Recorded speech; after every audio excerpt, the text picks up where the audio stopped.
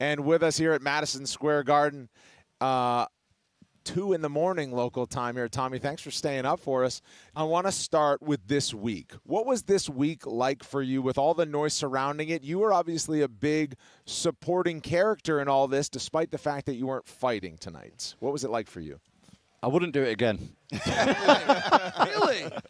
You wouldn't be there. Is that what you mean? I don't want to be a backup fighter again. That's not what I want to do. Yeah. I want to be the defending champion next time. I don't want to do that stuff again. It's like the closer the fight got, the more I'm like, oh my God, what if I'm going to actually have to fight somebody like in a couple of hours? Especially today, I was like, what if somebody pulls out? What if somebody like gets sick or injures, rolls their ankle or something? I don't know. Very stressful. Very stressful, to be honest. In the past, it's been unification. That's been the term used for the heavyweight title fight. But in terms of the fan support, one of the lasting moments from this week that I'll remember is when Dana says the winner should fight you. And the crowd went nuts. Yep. What's it been like to kind of hear the people do your bidding? It's been great. Like, I seen these 2 guys yesterday, and these 2 guys were praising me, like, what a good job you've done this week. And I've got similar praise from other people, and it's like, I ain't done nothing. Like, everybody's done it for me, in all honesty. Like, this has been amazing. I just got to sit back, chill. Even tonight in the UFC Octagon, like, when Jon Jones started talking about retirement, he started talking about Alex Pereira, nothing, dead silence. As soon as he mentioned me, the crowd erupted again. And I spoke to the UFC brass a little bit. I'm going to speak to him a little bit more. And in my opinion, obviously I'm a little bit biased, but I think this is the biggest heavyweight fight in UFC history, and this is what the people want to see. Yes, it is. What did you think watching the fight? It was, as you American guys say, by design. It was exactly what I thought. Like, it was exactly what I thought would happen. In all honesty, I wasn't sure if Jon could finish him. I thought maybe it's going to be a 5-rounder at that kind of pace. Jon picking him off, Jon keeping his range, Jon walking him backwards, Jon mixing up the attacks between the head, the body, the legs, the spinning leg kick, the spinning back kicks to the body, the wrestling. He does it all incredibly well. And I think to beat Jon Jones, the most important thing you need is good eyes, good reactions, quick reactions, be able to see everything and do everything and react really quick. And in all honesty, Stipe Miocic'e, and this is said with a load of respect, he just didn't have that at 42 years old. Yeah, it seemed like he just wasn't able to close that distance. He wasn't able to exchange with the speed that you would need to be able to deal that.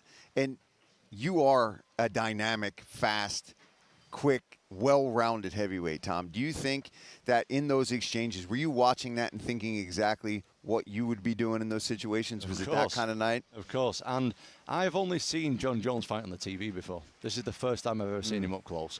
And I was sitting, you couldn't have got any closer. You know what I mean? I was almost in arm's length from the UFC Octagon. And you guys know, it is way different watching it on TV and watching it up close. And I am so happy that I got to see an up-close version of what Jon Jones looks like at 37, 38 years old on the back end of his career, and I'm very satisfied with what stood out? Just the speed. Just the speed. There is no chance that he can... I don't want to say too much, you know what I mean? I'm trying to I got you. It's okay. That's actually what we want, because that speed's very interesting. Let me ask you this.